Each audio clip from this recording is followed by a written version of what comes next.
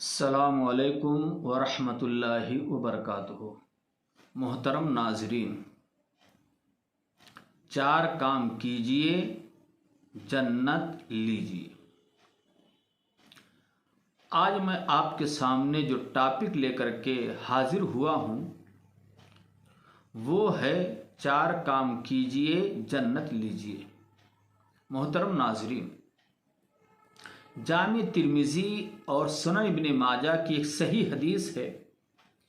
پیارے نبی صلی اللہ علیہ وسلم نے ارشاد فرمایا، یا ایھا الناس، اے لوگو، افشوا السلام، آپس میں سلام کا رواج دو، وَأَطْعِمُوا الطَّعَامَ، اور لوگوں کو کھانا کھلاؤ، وَصِلُوا الْأَرْحَامَ، اور رشتہ داروں کے ساتھ صلہ رحمی کرو،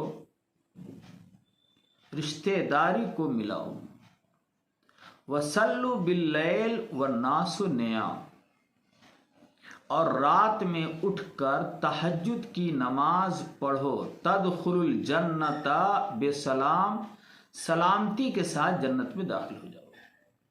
محترم ناظرین، کتنی پیاری حدیث ہے۔ پیارے نبی صلی اللہ علیہ وسلم نے ہمیں نصیحت کی ہے کہ اے لوگو، 4 کام اپنا لو، سلامتی کے ساتھ جنت میں داخل ہو جاؤ۔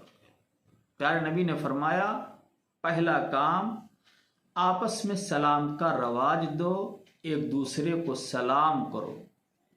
سلام کرنے سے محبت بڑھتی ہے میرے بھائیو۔ آج ہمارے سماج میں معمولی باتوں پر انتشار بڑھ جاتا ہے، قطع تعلق لوگ کر لیتے ہیں، رشتہ داروں سے سلام کلام بند ہو جاتا ہے۔ جبکہ پیارے نبی صلی اللہ علیہ وسلم کے دربار میں ایک صحابی آئے اور عرض کیا، السلام علیکم کہا اور کہہ کر کے بیٹھ گئے۔ آپ نے فرمایا، اشرن، ان کو 10 نیکی ملی۔ تھوڑی دیر کے بعد ایک دوسرے صحابی آئے اور آ کر کے مجلس میں عرض کیا، السلام علیکم ورحمۃ اللہ، اور بیٹھ گئے۔ آپ نے فرمایا، ان کو 20 نیکی ملی۔ تھوڑی دیر کے بعد ایک تیسرے صحابی آئے اور کہا، السلام علیکم ورحمۃ اللہ وبرکاتہ۔ پیارے نبی صلی اللہ علیہ وسلم نے فرمایا، ان کو 30 نیکی ملی۔ سلام کا رواج دینے سے دلوں میں محبت پیدا ہوتی ہے۔ آج کتنے بھائی بہن ہیں، کتنے رشتہ دار ہیں جو آپس میں معمولی باتوں سے ناراض ہو کر کے کئی سال تک گفتگو بند کیے ہوئی۔ کہیں ساس اور بہو کا آپس میں بات چیت بند ہے، کہیں بھابھی اور نند کا آپس میں بات چیت بند ہے، کہیں سگے بھائی آپس میں بات کرنے کے لیے تیار نہیں ہیں، کہیں دوست سے ناراض ہو کر کے قطع تعلق کیے ہوئے۔ سلام کا رواج دو میرے بھائی۔ پیارے نبی صلی اللہ علیہ وسلم نے فرمایا، کسی مسلمان کے لیے جائز نہیں ہے کہ 3 دن سے زیادہ قطع تعلق کرے۔ معمولی بات ہو جائے، ناراضگی ہو جائے، 3 دن تک ناراضگی جائز ہے۔ اور پیارے نبی صلی اللہ علیہ وسلم نے آگے فرمایا ہے، خیرہما من یبدؤ بالسلام، جو سلام کرنے میں پہل کرے وہ سب سے بہتر ہے۔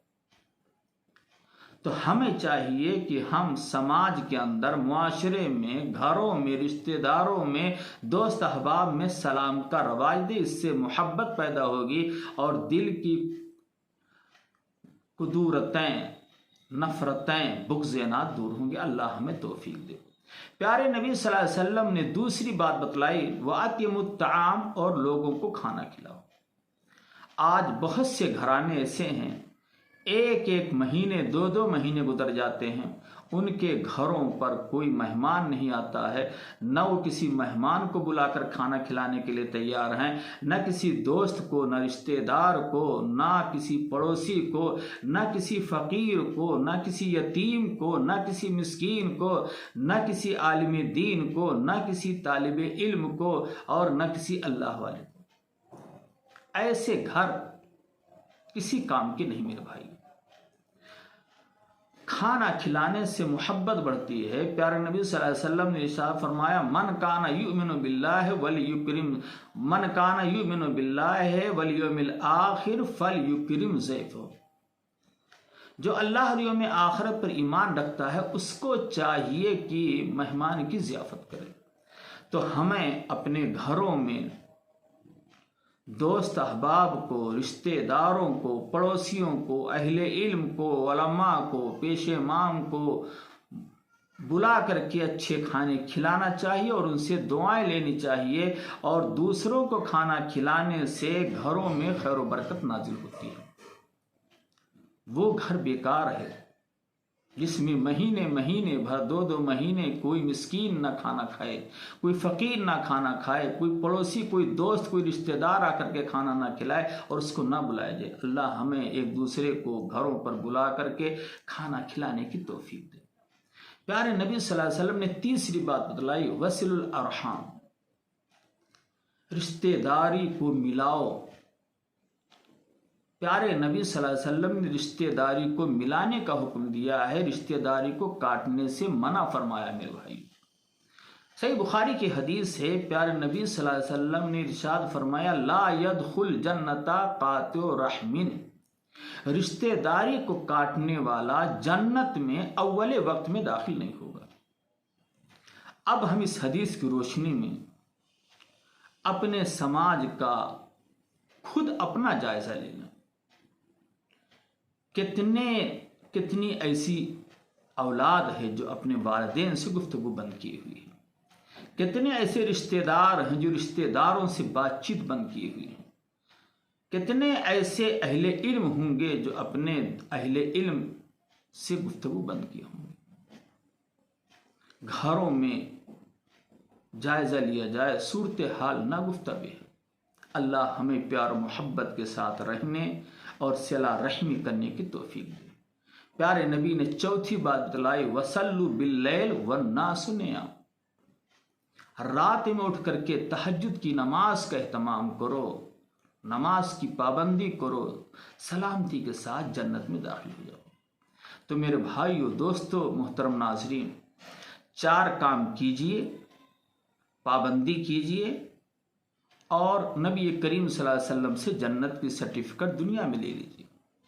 نمبر 1، سلام کیجئے، سلام کا رواج دیجئے، سلام کو پھیلائیے گھروں میں، سماج میں، دوست احباب میں، رشتہ داروں میں۔ نمبر 2، اپنے بھائیوں کو کھانا کھلائیے، دوست احباب، رشتہ دار، پڑوسی، اہل علم، فقیر، مسکین، یتیم، بیوہ کو بلا کر کے گھروں پر کھانا کھلائیے۔ نمبر 3، رشتہ داروں کے ساتھ اچھا برتاؤ کیجیے، صلہ رحمی کیجیے، تحفے تحائف بھیجیے، بلا کر کے ان کو اپنے ہاں لائیے اور ان کے ساتھ حسن سلوک کیجیے۔ رشتہ داری کو ملائیے، رشتہ داری کو کاٹنے سے بچیے۔ اور چوتھی چیز، تہجد کی نماز کا، قیام اللیل کا اہتمام کیجیے، اس میں دعائیں کیجیے، اپنے لیے، اپنی فیملی کے لیے، اپنے اہل و عیال کے مستقبل کی ترقی کے لیے اور پورے مسلمانوں کے لیے۔ اللہ سے دعا ہے کہ اللہ تعالی ہمیں یہ 4 کام جو پیارے نبی نے بتلائی ہے اس پر حتی الامکان پابندی کے ساتھ عمل کرنے کی توفیق عطا فرمائے۔ آمین۔ والسلام علیکم ورحمۃ اللہ وبرکاتہ۔